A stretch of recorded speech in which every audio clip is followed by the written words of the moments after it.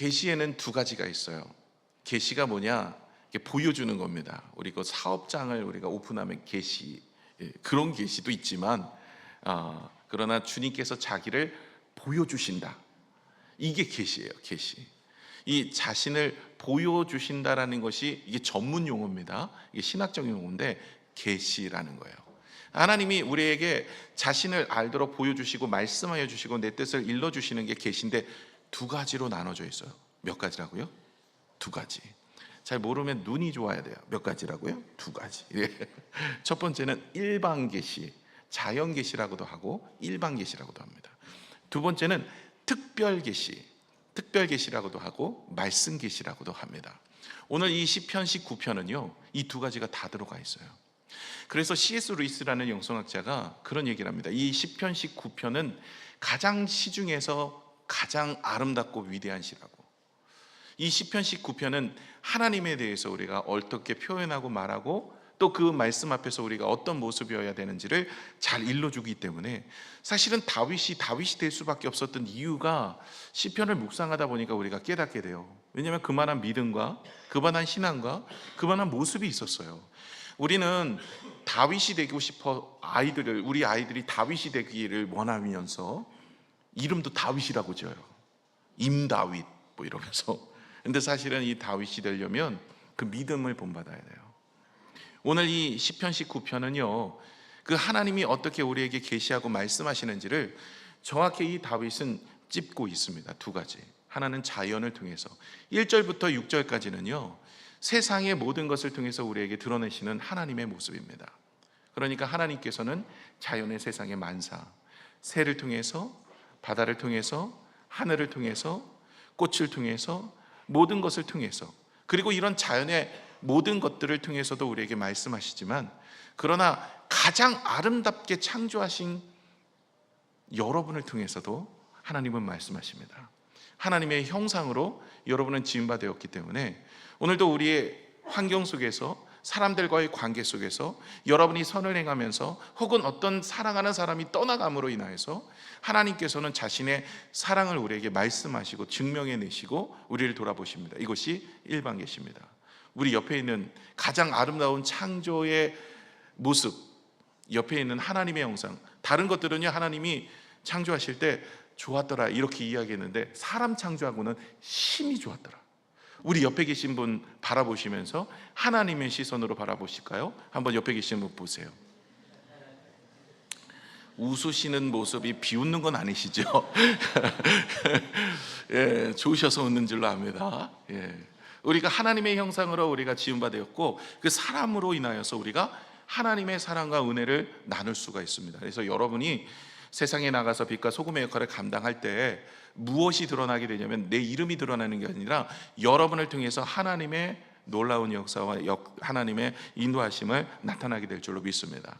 그래서 이런 찬양이 있어요. 형제의 모습 속에 보이는 하나님 형상 아름다워라.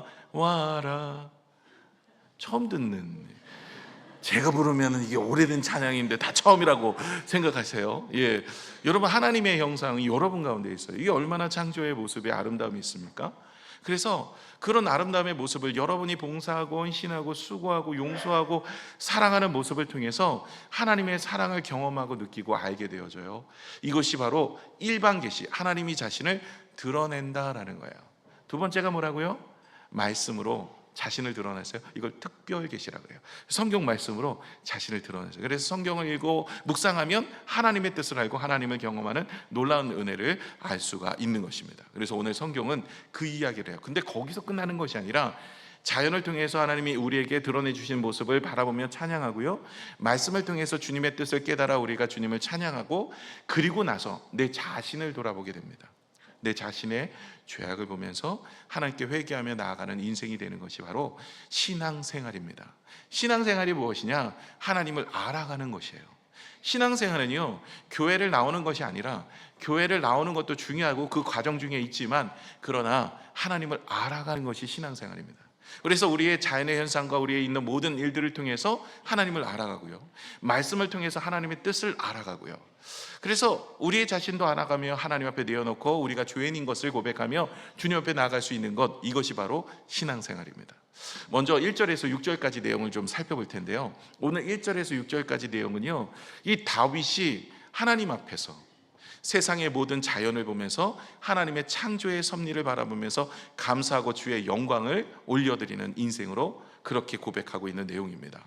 그런데 오늘 1절에서 6절에 보시면 특별한 단어가 하나가 나와요. 자연이 말은 하지 않은데 선포를 한대요.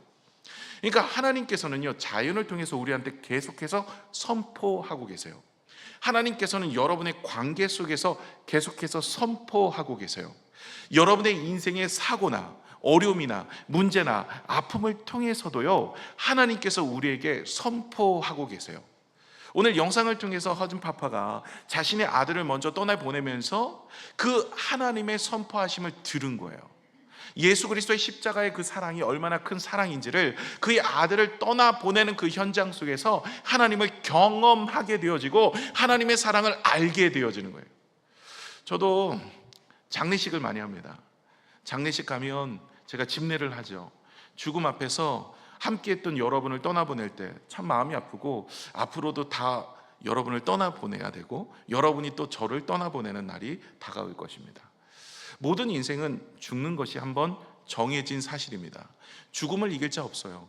근데 이 죽음을 우리가 준비해야 돼요. 어떻게 준비합니까? 여러분, 노후는 준비 많이 해요.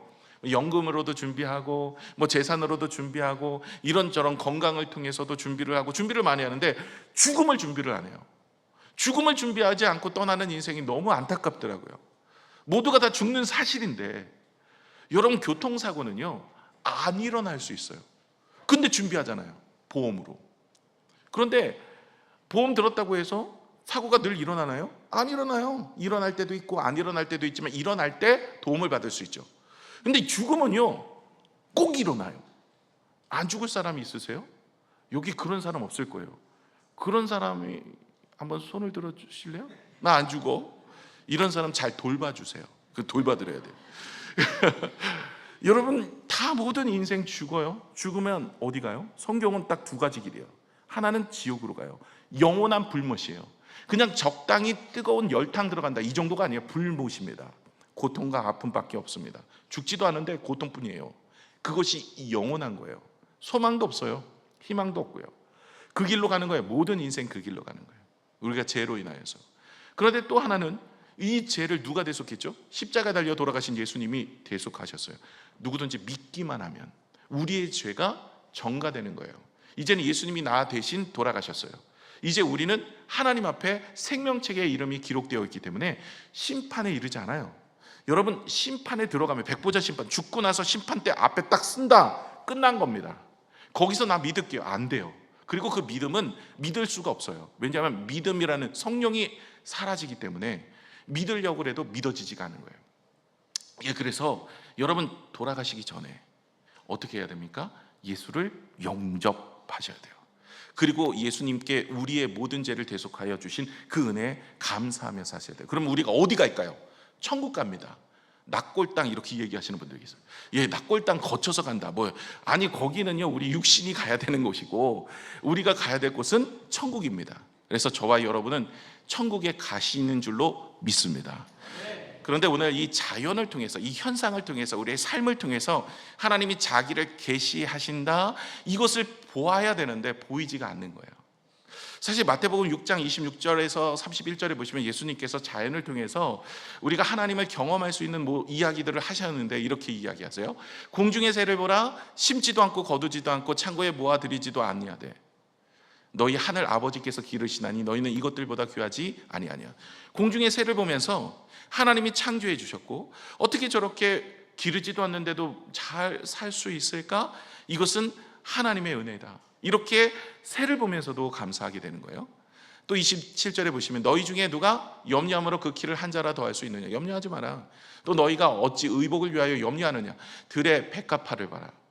어떻게 자라는지 생각하여 보라. 수고도 하지 아니하고 길쌈도 아니하느니라. 그러나 내가 너희에게 말하노니 솔로몬의 모든 영광으로도 입은 것이 이 꽃 하나만 같지 못하였느니라. 뭐라고 얘기합니까? 오늘 이따가 내 아궁이에 던지는 들풀도 하나님이 이렇게 입히시거늘 하물며 너희일까 보냐 믿음이 적은 자들아. 왜 염려하고 걱정합니까? 믿음이 없기 때문에요. 왜 우리가 자연과 환경을 보면서 하나님께서 우리를 돌보시고 인도하시고 이끄신다는 것을 왜 알지 못할까요? 믿음이 없기 때문에 그래요. 우리의 인생 가운데요, 이런 사고 저런 사고 날 수 있습니다. 교통사고를 났어요. 교통사고를 났으면 우리는 약간의 경상만 입었어요. 그러면 우리가 뭐라고 얘기해요? 믿음이 있는 사람들은 하나님이 나를 돌보아 주셨다. 이 믿음이 있기 때문에 하나님이 나를 돌보셨다라고 이야기해요. 그럼 믿음이 없는 사람은요, 운이 좋았다, 재수가 좋았다, 이렇게 이야기를 해요. 그래서 여러분, 믿음이 있어야 무엇이 보이냐면 하나님의 일하심이 보여요. 하나님의 역사가 보여요. 하나님이 지금도 자연과 환경과 삶과 우리의 인생의 일상을 통하여서 일하고 계심을 볼 수가 있는 겁니다. 그러나 우리가 주님을 믿는다고 해서 늘 문제가 없는 건 아니에요. 그 문제가 있어요. 아들을 먼저 떠나보내는 사건도 있을 수 있고요, 사고를 당하는 일들도 있을 수 있고요, 병이 걸릴 수도 있고요, 우리의 인생에 이런저런 문제가 있어요. 그러나 예수 믿으면 그 문제를 이길 힘을 얻게 되어집니다. 뿐만 아니라 이 땅의 삶이 전부가 아니거든요. 주님께서 언제 갚아주실까요? 이 땅의 고난과 어려움이 많은 인생은요, 천국에서 갚아주십니다. 분명히 약속하셨어요. 그래서 여러분, 우리가 이 땅에 살면서 왜 예수 믿는데 이렇게 일이 안 풀리지? 예수 믿는데 내 인생이 이러지? 이럴 때는요, 하나님이 여러분에게 말씀하고 계시는 거예요. 때로는 우리의 인생의 고난이고 어려움을 통해서 하나님은 우리를 통해서 세상을 향하여 말씀할 때가 있거든요.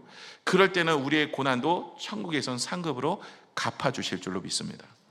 그래서 하나님께서는 우리를 통해서 말씀하시든 아니면 다른 사람을 통해서 말씀하시든 아니면 자연을 통해서 말씀하시든 사고와 사건을 통해서 말씀하시든 관계의 문제를 통해서 말씀하시든 그 문제를 통해서 우리에게 선포하고 있고 말씀하고 있는데, 오늘도 날은 날에게 밤은 밤에게 말씀하시고 태양이 아침에 떠오르는 것이 상사가 나아가는 용기 있고 힘차게 나아가는 모습처럼 떠오르는 모습을 보면서 우리가 하나님이 창조해 주시고 역사심을 보아야 되는데 왜 안 보입니까? 믿음이 없어서. 그러면 믿음은 어떻게 나요? 기도해야 돼요. 말씀을 들으면서 믿음이 나긴 하지만 여러분, 말씀을 읽을 수 있는 힘도 하나님이 주시는 마음이어야 돼요. 그러면 오늘도 우리가 믿음은 은사 중에 하나입니다. 은사라는 단어는 하나님의 선물이라는 뜻이에요. 하나님이 우리에게 선물을 주세요. 그래서 은사라는 선물인데 믿음을 구하셔야 돼요. 자, 오늘부터 시작해서 무엇을 구하셔야 됩니까? 믿음을 구하셔야 돼요. 여러분, 우리가 증거를 보여주면 기도가 응답이 되어지면 내 인생에 기도했더니 역사가 나타나면 내가 믿음 갖고 하나님 잘 섬기겠습니다. 아니요, 저희 교회에서 수많이 봤어요. 기도가 응답이 되면 남편이 나오겠대요. 안 나오더라고요. 기도가 응답이 되면 좋은 대학에 아이들 들어가면 하나님의 살아계심을 경험하며 하나님께 열심히 섬기겠대요. 안 되더라고요. 믿음은요, 하나님이 주시는 거예요.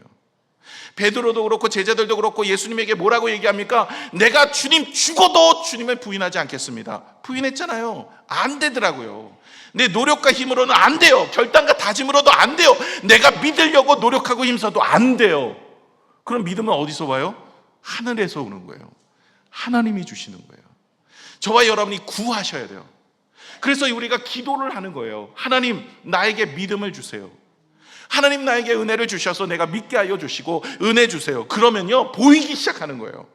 하나님의 역사가 보입니다. 여러분 보세요. 예수님이 2000년 전에 이 땅에 오셨을 때 수많은 기적을 행하셨어요. 무리를 걸으시고 오병이어의 기적을 통해서 5,000명을 먹이시고, 그리고 칠병이어를 통해서 4,000명을 먹이시고, 그리고 병든 자를 고치시고 나사로를 살리시고 눈먼 자를 눈을 뜨게 하시고 놀라운 역사와 풍랑을 잠잠케 하시는 걸 그들이 보았어요. 그런데도 여전히 바리새인들과 서기관들 뭐라고 얘기해요? 메시아라는 증거를 보여주세요. 극기야는 어디까지 내려옵니까? 예수님이 십자가에 달려 돌아가시니까 거기서 내려오면 자기가 믿겠대요. 현상을 보면서 자기가 믿음을 간직하고 믿음을 살아갈 수 있다고 생각을 해요.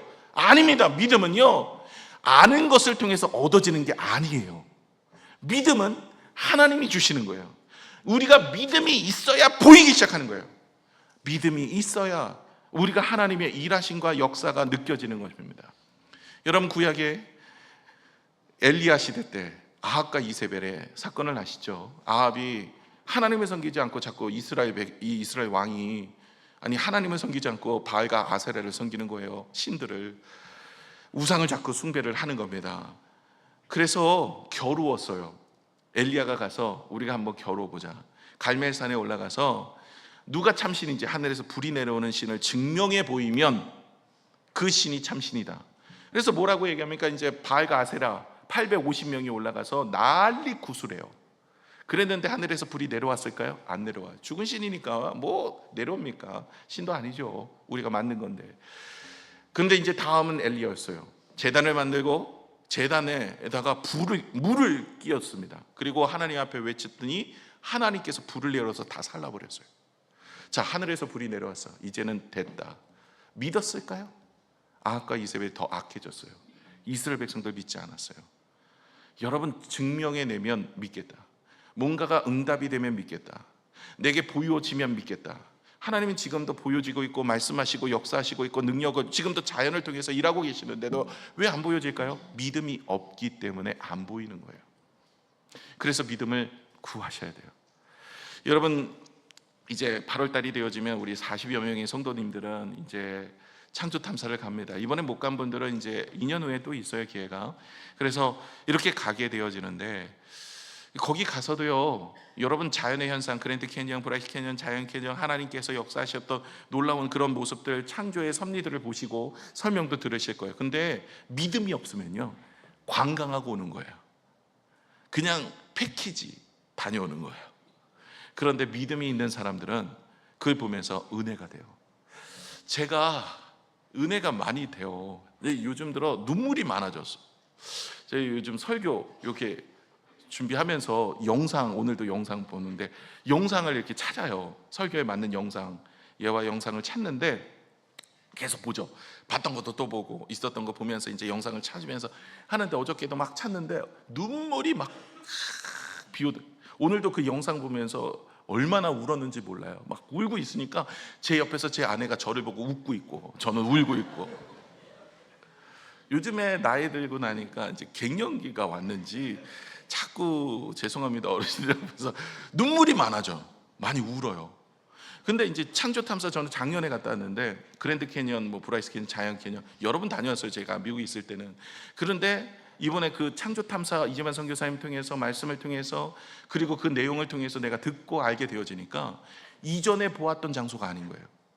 내려오는데 이 그랜드 캐니언, 브라이트 캐니언, 자이언트 캐니언 돌아가서 이렇게 내려오거든요. 쭉 내려오는데 내려올 때 찬양을 틀어줘요. 찬양을 틀었는데 눈물이 확. 여러분, 나무를 보고 운 적이 있으세요? 바위를 보고 운 적이 있으세요? 자연을 보고? 이번에 가시면 어른들 눈물이 쫙 내려오는데 옆에서 제 아내 나를 보고 또 웃고 있고.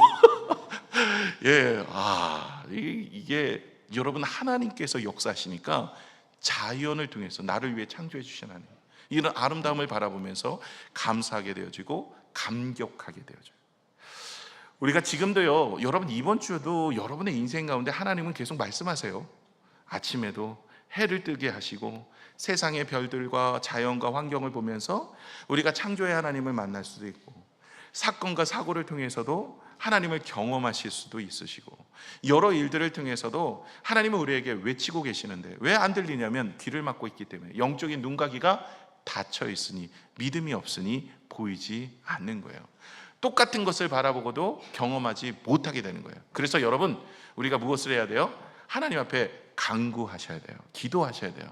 여러분 돈만 구하지 마시고 믿음을 구하셔야 돼요. 믿음을 구하셔요. 오늘 성경에도 그러죠. 하나님의 말씀은 정금보다 귀하고 하나님의 말씀은 꿀보다 달다. 다윗은요 돈을 구하거나 세상의 명예와 성공을 구한 적이 없어요. 성경을 보시면 왕이 되겠다고 구한 적이 없어요. 하나님이 그를 왕으로 시킨 거지 본인이 왕이 되겠다고 한 적이 없어요. 요셉도 마찬가지예요. 본인이 총리가 되겠다고 한 적 없고 꿈도 하나님이 주시고 그 꿈을 이루신 것도 하나님이지 제가 왜 형들에게 팔리고 왜 감옥에 들어가고 내 왜 고초를 당하고 어려움을 당하나 이거 가지고 따지지 않아요. 오직 그가 구한 것은 하나님과 함께하는 것이고 오직 그가 구한 것은 성령의 은혜를 구하는 인생이셨어요. 여러분 오늘도 힘들고 어려우십니까? 하나님이 내 인생의 역사심이 보이지 않으십니까? 마음이 답답하고 어려운 부분들이 있으십니까? 그렇다면 여러분, 오늘도 기도하셔서 하나님 나에게 믿음에 믿음을 더하셔서 영적인 눈이 열려지게 하여 주옵소서 간구하시기 바랍니다. 하나님이 여러분에게 오늘도 외치고 계시는 줄로 믿습니다. 7절에서 11절까지는 이제 두 번째, 완전히 그 방향이 바뀌어요. 1절에서 6절까지는요, 자연의 모든 만사를 통해서 창조의 하나님을 만나고 그 영광을 보게 됩니다. 그것을 영광을 돌려드리는 다윗의 모습이고요. 7절에서 11절까지는요, 말씀을 통해서 특별 계시라 그랬죠. 말씀 계시라 그랬어요. 하나님의 성경의 말씀을 통해서 우리에게 일러주는 거예요. 여러분, 자연이나 우리의 환경이나 우리의 모습을 통해서 하나님의 영광은 볼 수 있어요. 그러나 하나님의 뜻을 발견한다든지 아니면 하나님의 구원의 역사를 본다든지 이런 건 없어요. 하나님이 어떤 분인지를 우리는 알 수 있고 찬양하고 감사할 수 있지만, 그러나 말씀이 없으면 그 말씀 속에 역사하시는 하나님의 뜻과 은혜를 우리가 정확하게 알 수가 없어서 말씀 또한 보셔야 돼요. 이 말씀은요, 총 6가지 특징이 오늘 성경을 가지고 와서 여러분에게 보여드립니다. 오늘 PPT 한번 좀 보여주실까요? 이렇게 특성이 있어요. 오늘 다윗이 고백한 내용이에요. 자, 보세요. 하나님의 말씀은요, 완전하여 영혼을 소성시키십니다.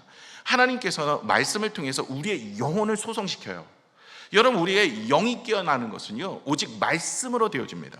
그래서 말씀을 묵상하고 말씀을 읽고 있다 보면 우리의 영혼이 살아나는 것을 경험하게 되어집니다. 예수 그리스도의 말씀으로 인하여서 우리는 다시 소성케 되어야 돼요. 그러니까 세상의 현상이나 세상의 것들, 일반 계시를 통해서는 절대로 이런 일이 나타나지는 않아요. 하나님의 말씀을 읽고 묵상할 때 우리의 영혼이 소생케 되어져요. 두 번째는 우둔한 자의 지혜가 일어납니다. 여러분, 솔로몬이 지혜의 왕이에요. 그 지혜를 어디서 받았어요? 배워서 얻은 게 아니에요. 하나님께 1,000번제를 드렸더니 하나님께서 그에게 무엇을 구하느냐? 지혜를 주십시오. 지혜를 주신 거예요. 저와 여러분의 인생에 지혜가 부족하십니까? 삶에 있어서 어디를 가야 되는지, 무엇을 해야 될지, 무엇이 하나님의 뜻인지 잘 모르세요? 그러면 어떻게 해야 돼요? 말씀을 통하여서 우리가 주의 뜻을 본받고 그 뜻을 따라서 살아갈 때 그 인생은 돌아가는 인생이 되지 않는 줄로 믿습니다. 세 번째는 정직하게 무엇을 한대요? 마음을 기쁘게 한대요. 여러분 마음에 근심과 걱정이 있으세요? 말씀 읽으세요. 그러면 말씀이 여러분의 마음에 근심과 걱정을 떠나보내게 만들고 기쁨을 더하실 줄로 믿습니다. 때로는 빚 때문에, 때로는 사업 때문에, 때로는 관계 때문에, 때로는 어려움 때문에, 때로는 자존심 때문에, 때로는 이런저런 모습 때문에 내 마음에 근심과 걱정이 있으세요? 말씀을 읽으셔야 돼요.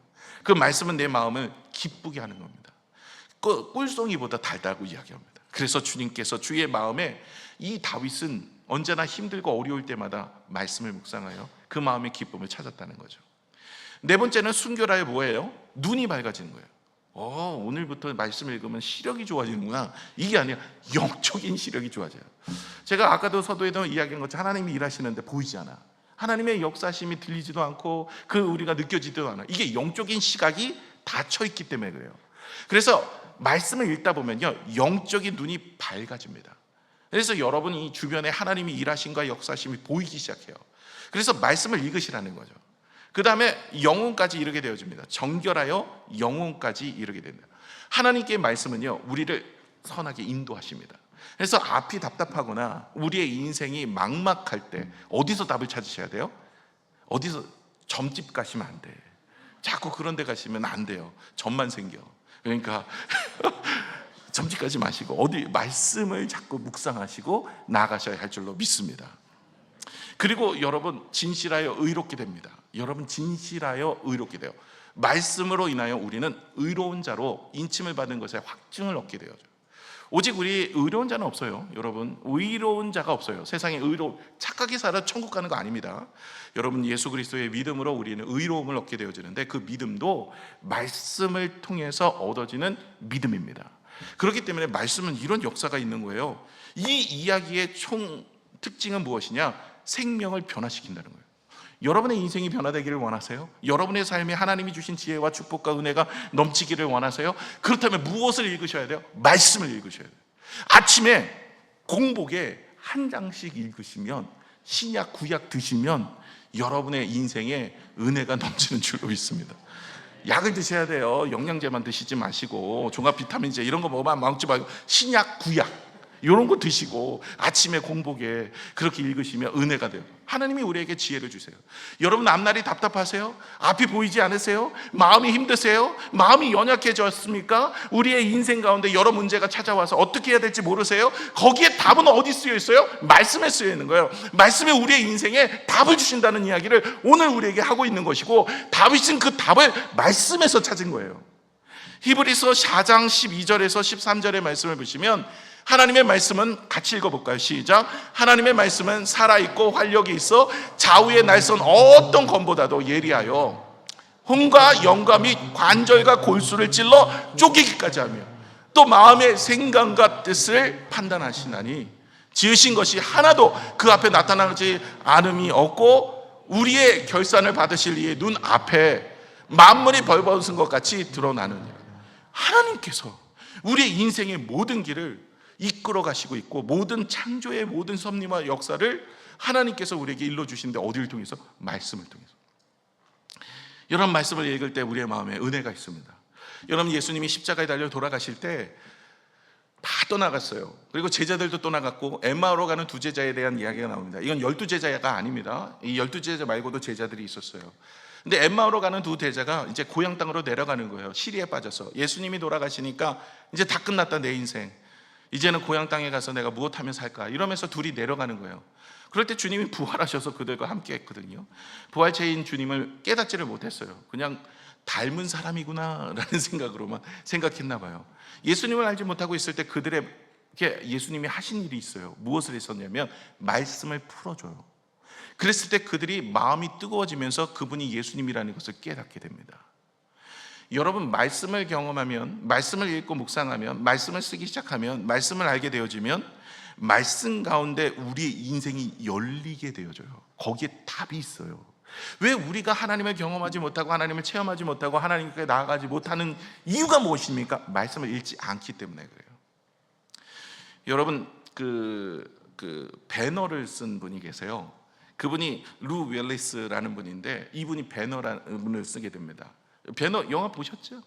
네, 이 배너를 쓰게 되어지는데, 이분이 원래는 기독교인이 아니었어요. 이분은 기독교인들을 혐오하는 사람이에요. 그래서 성경에 말도 안 되는 이야기가 쓰여 있다 생각하고, 이 성경이 오류가 많다라고 생각해서 오류를 찾겠다고 성경을 읽었어요. 이분이 똑똑한 분이어가지고 내가 성경을 한번 오류를 찾아보겠다. 읽다가 주님 만난 거야. 그래서 그가 이야기해요. 나는 성경을 이기려고 읽었지만 그 말씀이 나를 이겼다. 여러분도 배너를 쓸 수 있어요. 배너가 안 되면 배너 이런 거 그래도 만들 수 있어요. 여러분 주님 앞에 은혜 가운데서 사셔야 되지 않겠습니까? 말씀을 통해서 우리의 인생이 열려야 되지 않겠습니까? 여러분, 예수 믿는데도 여전히 하나님을 만나지 못하고 경험하지 못하고 체험하지 못하면서, 아니 저 사람은 주님을 만난 것 같은데 나는 왜 이러지? 여러분, 이유가 있다니까요. 성경을 안 읽어서 그래요. 또한 왜 안 보이세요? 왜 안 들리세요? 자연을 통해서 믿음이 없어서 그래요. 구하셔야 돼요. 그래서 하나님이 주시는 은혜 가운데 우리는 서셔야 되는 줄로 믿습니다. 어거스틴도요, 방탕한 인생을 살다가 로마서 13장의 말씀을 읽다가 회심하게 되어요. 마틴 루터도 로마서 1장 17절의 말씀을 읽고, 그는 온전히 살아야 되겠다는, 의인은 믿음으로 말미암아 살리라는 말씀을 듣고 그의 인생이 회심이 돼요. 그리고 웨슬리라는 목사님도 마찬가지입니다. 말씀을 읽고 마음이 뜨거워져서 그가 목회자의 길을 온전히 가게 되어지고, 존 보년, 철로 역정을 썼던 존 보년도 감옥에서 죄책감으로 시달리고 있을 때 말씀을 읽고 자유만 얻게 돼요. 그래서 철로 역정을 쓰게 됩니다. 여러분, 우리 인생이 열리는 건요, 말씀입니다. 여러분, 성경에, 여러분 교회를 나오셨는데 다니기만 하고 한 번도 읽어본 적이 없어요. 이러면요, 여러분, 우리 인생에 말씀으로 찾아오신 하나님을 만날 수가 없습니다. 그러면 주님을 만나면 어떻게 변할까요? 주님을 만나면 변하는 게 이제 12절에서 14절의 모습인데, 이 주님을 만나면요, 하나님이 우리에게 계시하여 주세요. 자연을 통해서, 말씀을 통해서. 그럼 어떤 일이 일어날까요? 그것은 우리가 연약하다라는 것을 깨닫습니다.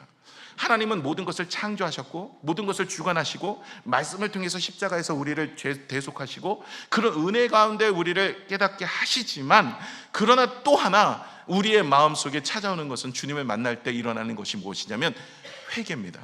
내가 죄인입니다. 이 고백이 나오게 되어 있어요. 여러분, 베드로가 처음 주님을 만났을 때가 누가복음 5장 8절에 나옵니다.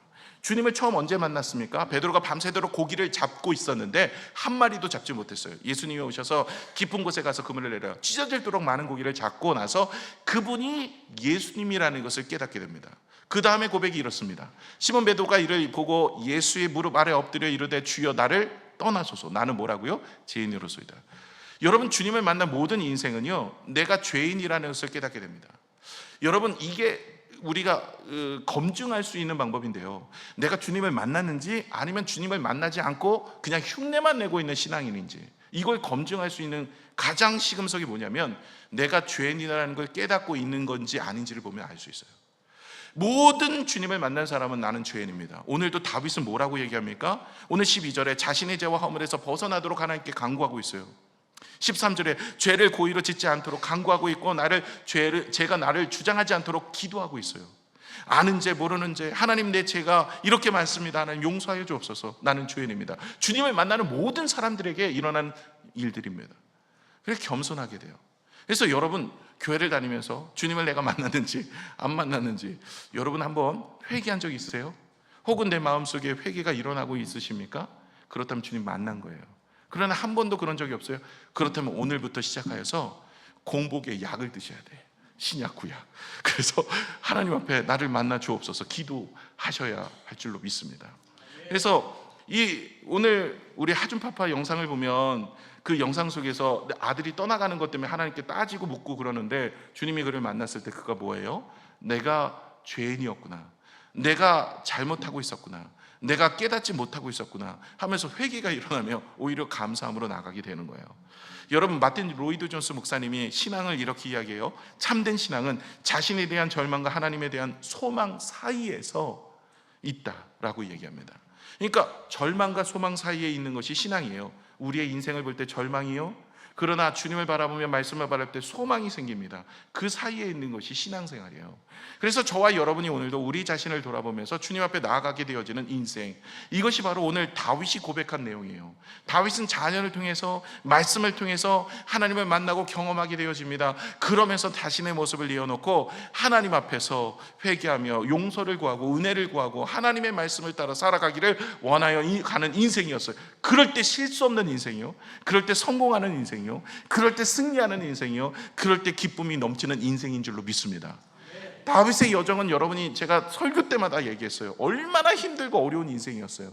정말 다윗같이 힘들고 어려운 인생이 어디 있겠습니까? 그런데 그 어려운 인생을 승리로 매듭을 질 수 있었던, 마무리를 질 수 있었던 이유는 바로 그 자연 가운데, 현실 가운데, 환상 가운데, 상황 가운데, 모든 인생 가운데 하나님께서 역사하심을 볼 수 있는 믿음의 눈이 있었고, 그리고 말씀을 가까이 그 말씀을 내 마음에 품고 살아갔기 때문에 말씀 속에서 하나님의 뜻과 구원의 역사를 바라보게 되었고, 그리고 그 속에서 만난 하나님을 통해서 내 자신을 겸손하게 내려놓음으로 주님이 우리의 인생을 이끌어 가심을 경험하게 되더라는 거예요.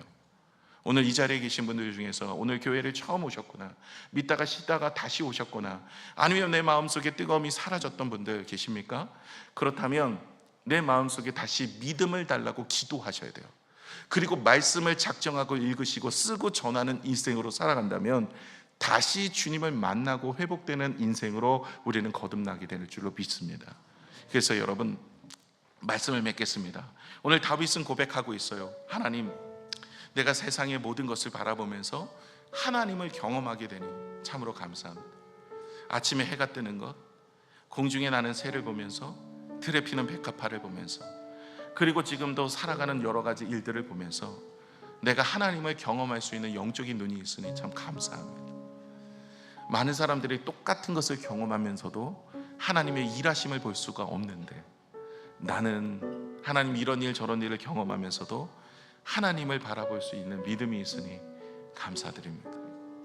또한 하나님, 내가 어려움 중에서도 결코 말씀을 놓지 않고 말씀 속에서 답을 찾는 인생, 거기서 지혜를 구하고 거기서 하나님의 인도하심을 경험하고 하나님의 역사심과 뜻을 발견할 수 있는 인생이 되게 하시니 감사드립니다. 여러분, 성경을 읽으셔야 돼요. 말씀 속의 역사시는 하나님을 경험하셔야 우리의 인생이 열리게 되는 줄로 믿습니다. 여러분, 그런 얘기 많이 하세요. 우리의 나이만큼 성경을 읽어야 된다. 한 살은 한 번. 한 살이 이기는 좀 어렵다. 이게 마지막인데 이게 결단의 시간인데 제가 또 이거 농담하려고 또 그래서 죄송하지만 여러분 우리가 50이면 50번 읽으셔야 돼요. 60이면 60번, 70이면 70번. 여러분 이렇게 자기의 나이만큼 읽으면 은혜가 된대요. 여러분 한번 작정하고 다짐해 보세요. 결단해 보세요. 그리고 성경을 필사해서 제출하시고, 그리고 다 필사한 거는 저희가 제본 떠드리잖아요. 자녀에게 물려도 주시고, 그 얼마나 은혜가 될까요? 여러분 그 속에 하나님이 계시고 그 가운데서 하나님이 우리를 만나셔서 놀라운 역사로 우리의 인생을 이끌어 가십니다. 왜 하나님 나에게 말씀하지 않으세요? 하나님 왜 나에게 보이지 않으세요?